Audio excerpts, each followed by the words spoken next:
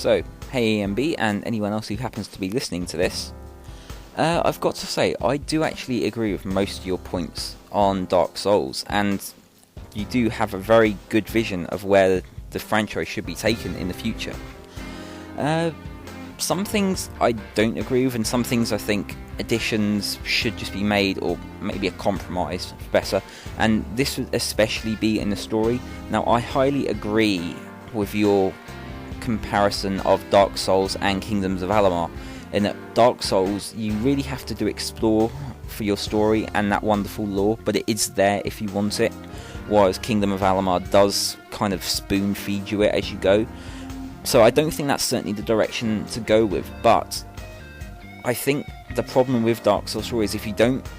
make a proper search for it all at once, you do kind of forget things very quickly because of how the information is presented to you. Personally, I'd like some sort of journal or compendium, something that takes a log of every item description you find, every NPC that says something, just something that puts all that data together and allows you to read what you've learned in one concise way. You know, updating, let's use Artorias for a good example. So, you fight Sif, you get the ring, that adds something, you go into the DLC, you find something else, and kind of like how Mass Effect does it, you have bits of information that just expand upon depending on what you find and read. So you're able to freely read through all that at your leisure, and you don't have to pull up items. It might be a better way to go, and it makes the expanded story far more accessible. And especially one of the biggest complaints I get about the game is there is no story, and it's very hard to make that argument to someone who really just doesn't want to put that effort in to go and hunt down every item to find something relevant to what they want to know. One of the other things that really nags at me is the animation and some of the skinning on the roguelike objects, costumes rather. This might have a lot of people lost, but in video games you have to sometimes just skin skirts to the leg bones, meaning there are some awful stretching. And if you look at items like the gold hen robe, but it's very awkward watching the stretch, as well as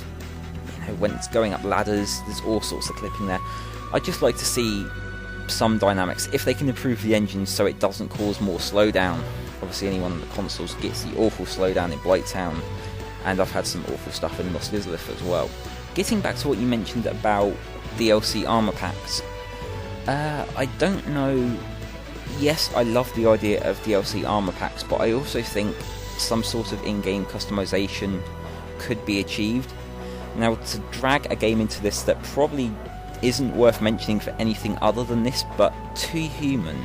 had a great system where, with all the armor you could get in the game, you could actually just buy runes that you could chuck onto armor to change the colour to what you want. This would be a lovely little system, I think, to have into Dark Souls, where you could just get coloured runes or objects or spells, anything that allows you to change the hue and saturation of your armour. Especially for my characters, I tend to have an Elite Knight body and mostly stone armour for the rest of it, and I could change the hue of the stone armour to a Blyce blue to match the Elite Knight armour. Something that would make it look a lot better would be great, or even just the option to have maybe a couple of variants of each armour, just to match your body type, or something you can switch between. Just the blacksmith option. It's not much, and it's probably more trouble than it's worth to do that, but it would be a cool option, I think. I think as well there's one thing that Demon Souls perhaps does better that Dark Souls doesn't, and this isn't the Nexus, although I do think the Nexus, yes, was a far cooler central hub to the game, and I don't see why they can't do something as cool as that, even with a massive open world landscape. But I always felt like Demon Souls was a much faster game, and this wasn't because the game actually was faster and characters move around screen faster, but it's just the style of the animations made it look like characters were running around. And I think this was something I'd like to see with the differences between light armor builds and heavy armor builds, that the animation style in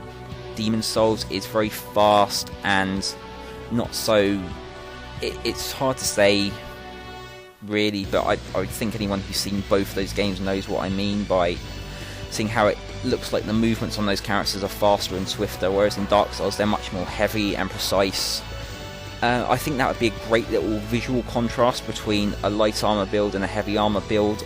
aside from the rolls, which is the only real way you distinguish it, except when obviously you're dashing. That would be a really cool way to see a light armor build move fast, have like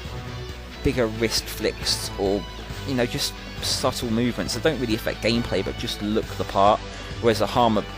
heavy armor build has the big stepping, like they're kind of wading through, which is what most of Dark Souls seems to feel like. I think the last thing I want to talk about is the glitches in the game. Now, I'm generally of the persuasion that a glitch in the game can be exploited. It's not cheating per se, or at least that's how I see it. I've made use of some of the glitches in order to get my Platinum Trophy, which I actually got earlier yesterday, and I have you to thank for that, so thank you. But I've never used the bottomless box glitch or the Dragon Head glitch and gone online to do PvP. I keep those two files separate because I think it's important that exploiting it for your own single player fun is fine. Exploiting it to get a leg up on someone on multiplayer isn't. So what I think From Software needs to do is to put a way to keep both sides of this happy, and it could just be a simple selection at the start of the game on how you want to play your multiplayer,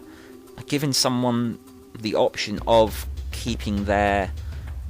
previous items from another playthrough and starting the game, as long as you have a selection saying you're happy to do that, so that people who want to keep their starting items can, and you can have low level PvP against other people who want low level PvP or want that challenge, and then you can have the new players to the game who don't have to experience that, and then you can have